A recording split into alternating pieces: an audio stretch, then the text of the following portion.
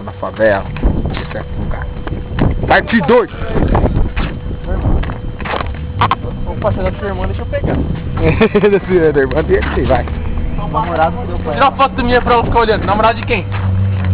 Ela tem namorado? Ah, ela que já contou pra você. Você ainda tá conversando Quem que é, comigo, mano? Quem quer na fala? Quem você acha que é? Quem você acha que é? Já tá abraçando já, mano, maluco já.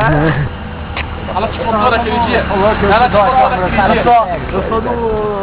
Só não sou foto porque é o cara da boca lá. Não quer ver. O cara vai fazer o Você vai ver o maluco com um aviãozinho, tá ligado? Mó, Largado do caralho, né?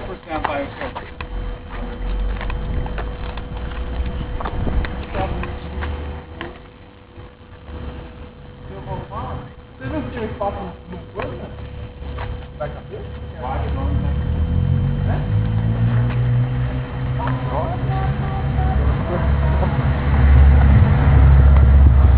Tem como pegar esse vídeo e passar pro YouTube e colocar no Orkut, não tem pros outros ver? Tem. Nossa, um sumiço aqui, mano. Nossa, o maluco levou um rolo lá, tá ligado? Tipo, daquela chave que tem que ter uns burros no jogo de futebol, né? O maluco custa a bola, tá ligado? Ele levou o cara pro lado. Ele acertou o morro, não, ele acertou o morro, tá ligado? Ele acertou o morro. É, morro. Não. Ô Felipe, você quer gostar de ver, mano? Ele chutou o morro, tá ligado? Ele fez assim, bateu a cara no bagulho, botou um mortal e ficou girando. A cara do maluco Não é foto não, tô gravando, mano. encheu de gente aqui, mano. Nossa, grava tempo pra porra, mano. Oi?